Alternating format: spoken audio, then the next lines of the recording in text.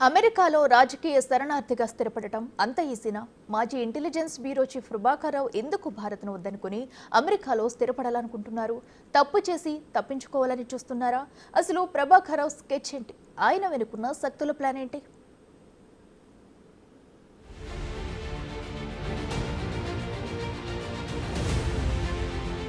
Green card వస్తే అమెరికాలో settle అయిపోవచ్చు. ఒకసారి ఈ గ్రీన్ కార్డ్ చేతికొస్తే అమెరికా పౌరులైపోతారు. కానీ రాజకీయ శరణార్థి అనే ఆప్షన్ కింద కూడా అక్కడ ఉండిపోవచ్చా అంటే అవుననే సమాధానం వినిపిస్తోంది. కాకపోతే దానికో ప్రాసెస్ ఉంటుంది. అమెరికన్ ప్రభుత్వం శరణార్థులను దేశంలోకి ప్రవేశించేందుకు అనుమతినిస్తూ ఉంటుంది. కొంతమంది అక్రమ వలసదారులు ఆర్థిక కారణాలతో అక్కడికి వెళ్తారు. మరికొందరు తమ దేశంలో అణచివేత ఎక్కువ కావడంతో వెళ్తుంటారు. వాళ్ళందరికీ ముందుగా ఓ ఇంటర్వ్యూ ఉంటుంది. ఆ ఇంటర్వ్యూ చేసే వ్యక్తి అవతలి వ్యక్తికి ఉన్న భయాందోళనలు, అభద్రతా భావం, వేధింపులు ఉన్నాయని నిజమని నమ్మితే ప్రాసెస్ మొదలవుతుంది. అమెరికాలో సెటిల్ అవ్వడానికి ఈ స్టేజ్ చాలా కీలకమన్నమాట.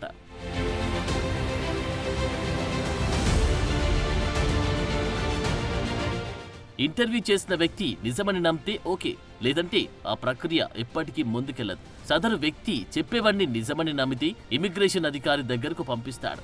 అయితే ఇదంతా అంత ఈజీ కాదు. ఇది చాలా సుదీర్ఘమైన ప్రక్రియ.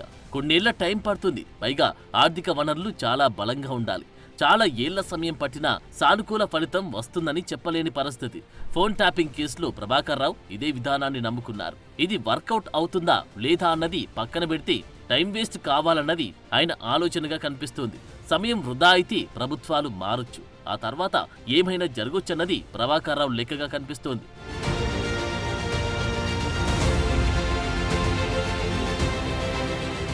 ప్రభాకర్ రావు ఓ ప్లాన్ ప్రకారం ముందుకెళ్తున్నారు. సరే, మరి తెలంగాణ పోలీసుల వ్యూహం ఏంటి? సాధ్యమైనంత వరకు ఆయన చెప్పే వాదనల్ని తిప్పికొట్టడమే వాళ్ల ముందున్న టాస్క్. తప్పు చేశాడు, పారిపోయాడు, ఇదే విషయాన్ని ఆధారాలతో సహా బయటపెట్టడం తెలంగాణ పోలీసుల ముందున్న కర్తవ్యం. నిజానికి ప్రభాకర్ రావుకు సహకరించిన వారంతా ఊచలు లెక్కిస్తున్నారు. అందరికీ బాస్ అయినా ఆయన మాత్రం అమెరికాలో హాయిగా కాలక్షేపం చేస్తున్నారు. ఇదెక్కడి న్యాయం అనే ప్రశ్న వినిపిస్తోంది. ఇక్కడ నిందితుడిగా ఉండి అమెరికాలో రాజకీయ శరణార్థిగా మారిపోతే లెక్క సరిపోతుందా? ఇలాగైతే ఏ దేశంలోనూ నేరగాళ్లు ఆ దేశంలో ఉండిపోరు. చలో అమెరికా అంటూ పెట్టాబేడా సర్దేస్తారనే చర్చ జరుగుతోంది. ప్రభాకర్ రావు తెలంగాణకు రావాల్సిందే. ఫోన్ ట్యాపింగ్ చేయించిన వాళ్ల జాబితా బయటకు రావాల్సిందే. అప్పుడే పాత్రదారుల పాపం పండుతుంది. అదే సమయంలో సూత్రధారుల బండారం కూడా బయటపడుతుంది. ప్రభాకర్ రావుకు ఆర్థిక వనరులు పుష్కలం. అలాగే రాజకీయ పరపతి అంతకు మించే. అందుకే అమెరికా చట్టాల్లో ఉన్న లొసుగుల్ని క్యాష్ చేసుకునేందుకు ప్రయత్నిస్తున్నారు. ఈ ప్రయత్నాన్ని పోలీసులు సాధ్యమైనంత త్వరగా తిప్పికొట్టాలనే డిమాండ్ వినిపిస్తోంది.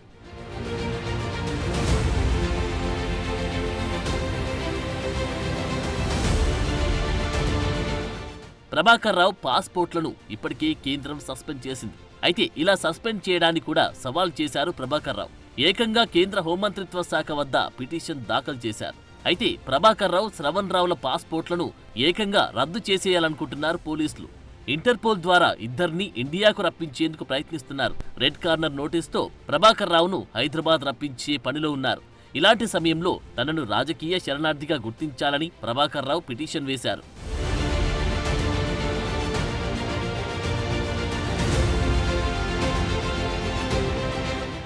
మొదట్లో క్యాన్సర్ అన్న ప్రభాకర్ రావు ఇప్పుడు వేధింపులు, అణచివేత అనే కొత్త రాగం అందుకున్నట్లు కనిపిస్తోంది. ఇందులో అసలు మర్మమేంటో ఇప్పుడు అధికారులకు, ప్రజలకు అర్థమవుతుంది. ఈ రెండు వర్షన్ల అర్థాలను అమెరికా అధికారులకు వివరిస్తే ప్రభాకర్ రావును తెలంగాణకు తీసుకురావడం పెద్ద కష్టమేం కాదు. అయితే దీనికి ఎంత టైం పడుతుందన్నదే చూడాలి.